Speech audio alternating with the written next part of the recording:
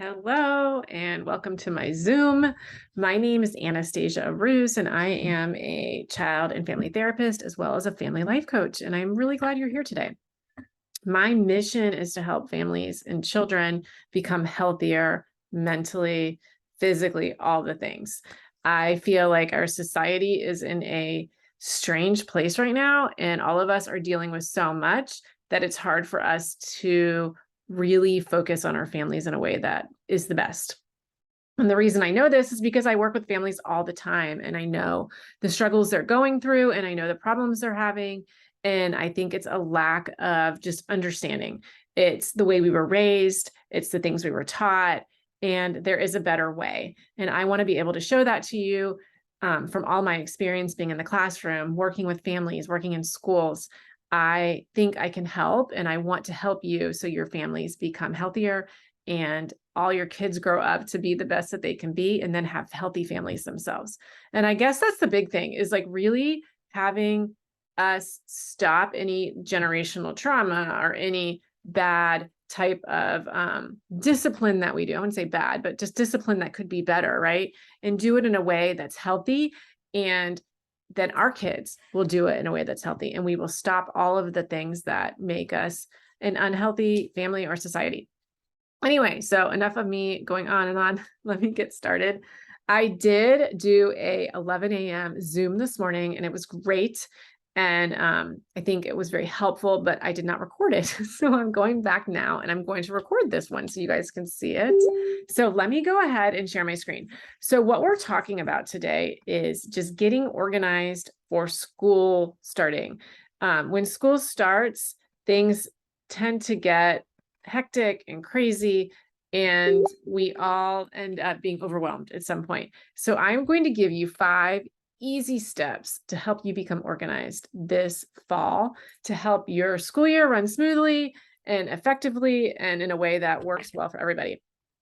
And if you like this, make sure you comment below and give your feedback, or share things you would like to know more of, or send me a DM of how else I can help you. All right, so here's my 5 tips. You have to put on your own oxygen mask first. You need to create a family schedule. You need to have your own daily to-do list. You need to meal plan for the week, if possible, and then have a cleaning plan. And I'm going to go through each of those 5 in kind of a little more specific way. So here we go. You come first. So as the parent, as the mom, as the dad, if you're watching this, you come first, and your emotional intelligence matters. How you are feeling emotionally, how you are doing with that mental health piece is super important. And that is what matters the most whenever you are raising kids. So personal development is one thing that's helped me a lot through books, podcasts, Facebook groups. They have been essential in helping me improve my emotional intelligence. I have met new people. I have listened to some amazing podcasts and read books that have just really helped me grow the past year and a half. If you need any suggestions, let me know. I'll be glad to pass them on. Therapy, individual therapy, couples therapy, life coaching, any of those could be really helpful also. They will help you move even further, which I'm a proponent of. One, I'm a therapist, so I do that with families, but then I also have my own therapist. I have a therapist that I see every week, and it is helping me just with my own stuff and my own traumas that I have that I'm trying to get through. The other thing is exercising, which, if you followed me for a while, I used to post a lot about my fitness program. And that is the other thing that keeps me sane and helps me keep moving forward. So if you're not into an exercise program yet, let me know and I can help you with that. Or if you are, keep it up, because that's the other thing that's going to help you. A date night. If you're married, make sure you take time out to plan those date nights. Everything from going to dinner to having sex to making a weekend of it, whatever it is, make sure that you're planning it out, because we all get so busy. It is so hard for us to connect if we don't plan it sometimes. So make sure, if you are married or have a significant other, that you guys are taking time out for yourselves to be together without the kids. If you're not married, making sure you take out your personal time. Make sure that you're having time with friends, that you're going on dates, or you're going to get coffee on your own, or you're going shopping, or whatever it is that you like to do. Even doing like fun Zoom meetings with friends is always a good thing now. Ever since COVID, I know people complain about the Zoom and all that, but it has really opened up such another way for us all to connect with each other. So whatever it works for you, make sure you're taking that time out to get that fun in for yourself. Personal health, make sure that you're getting your regular exams, like your mammograms, your pap smears, your blood work, your colonoscopies, whatever it is, make sure you're going yearly to get that done, to make sure you are the healthiest physically as well. And then finally, hiring help. If you are overwhelmed, that is not unusual, right? If both parents are working, it's almost impossible not to be overwhelmed when you come to your house and you think about your home, because if you're working all week and your partner is working all week, there's not really time to clean because you're tired when you get home. Cooking is going to get kind of put to the side because you're tired. So thinking about getting somebody to help clean your house, maybe a personal assistant, a babysitter, something to help you. And there's nothing wrong with asking for help. We all need it. We are all working so much that if we don't have help, things go undone and our kids can suffer sometimes. We do this, first of all, by having a Sunday meeting. And what that is basically just going over the weekly calendar.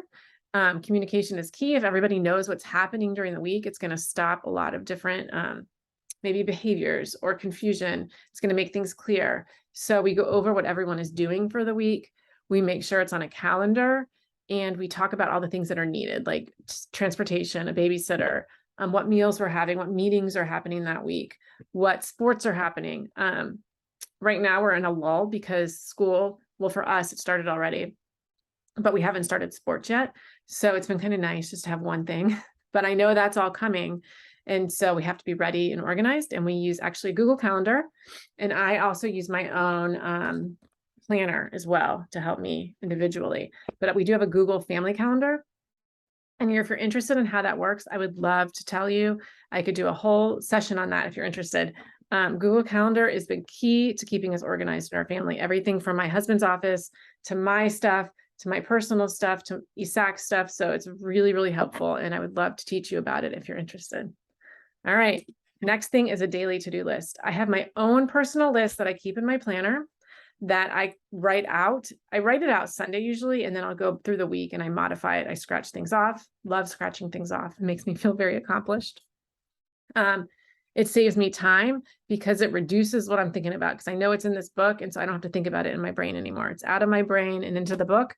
And you'd be surprised once you write something down, you're not going to focus on it because you know it's there, which is going to help give you more space in your brain for something else. It helps organize all your daily tasks. It will help you stay focused and prioritize what needs done for the week or the day. So like one of the things that I will do is, for like example, this week, I have all my stuff written down on my book. I'll go back to the previous weeks to see what wasn't crossed off and then put that on the following week if I don't complete all the things I need done. But I definitely have to have all that so I don't become overwhelmed. A weekly meal plan. I will say this is the hardest for our family. It is planning the food out because we all eat so differently. I'm always about eating very, very healthy.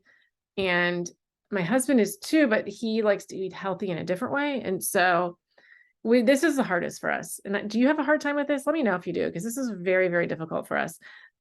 We've tried the pre-planned delivery meals. They do work. However, we got tired of them for a while, so we might start that up again. We've done online weekly plans. We do order in, and we do take out a lot of healthy choices that we all like. So that's something that's really helpful, that will save time and it helps us eat healthier, but that's our hardest. So let me know what your thoughts are on that. I'd like to know. House cleaning plan. You need a plan for keeping your house clean and organized, even if you have a house cleaner. Make sure that you are delegating chores, errands to either a personal assistant, your husband or wife, your child, whatever it is, that you don't end up with all of it. So make sure you're delegating that out.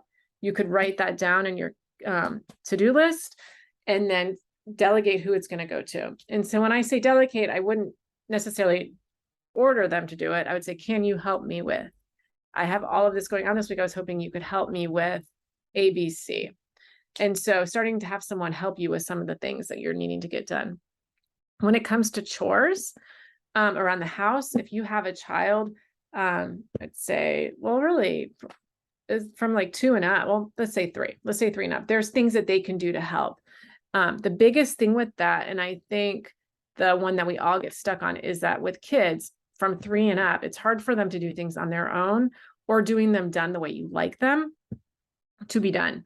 So for example, I have a 9-year-old, we've been cleaning his room and he's been cleaning his own room for years now, right? But it's still a challenge. I still see the towel on the floor or the bathing suit in the middle of the floor, all the things that happen, right? So we do a lot of working together as a team. I do a lot of teaching and reteaching. So for example, I'll give you an example of what we do with laundry. Right now, I am folding the laundry. And what he does is he will put things away in his room correctly. So I've taught him what the word correctly means. And I've shown him specifically where things go, in what drawer, how it looks in a drawer, how it hangs in the closet. And we've gone through it specific. I'm not doing it anymore. I'm letting him do that. And I've shown him exactly what to do. If it is time for him to fold clothes with me, and I need him to help me, we'll do it together. And I will stand with him and like, he'll do the socks and I'll do the shirts. So we separate everything out and then I'll give him some stuff very specifically, and then I'll do my things. So I'm teaching and reteaching constantly. And I think that's where we get stuck as parents, is that we don't think we need to be teaching them how to do this. And then having a place for each item in your house, and then a permanent donation bin, such as like an Amazon box. We keep that in our garage. And every couple of months, we take the box or boxes to Goodwill or the church and donate to those organizations. So those are my ideas for helping you get organized this school year. I hope that is helpful. And I'd love to hear your feedback and any comments or questions that you have. This is a little bit longer if you're in the session with me. We spent much more time on this discussing various things earlier today. So make sure you join me next Monday. So I'm going to be doing these sessions every Monday at 11 Eastern. And you can ask questions. We can talk specifics about behaviors or examples of things. And I can talk very specifically with you. So make sure you join me next Monday at 11. The topic, I've not decided yet what the topic is. I will let you know throughout the week. So make sure you check back on the group or check my Instagram stories, because I'll put it on there what the topic will be. Anyway, I hope you have a great week. Enjoy your Monday. Get all the things done that you need. Connect with your kids. And we'll see you soon. Bye.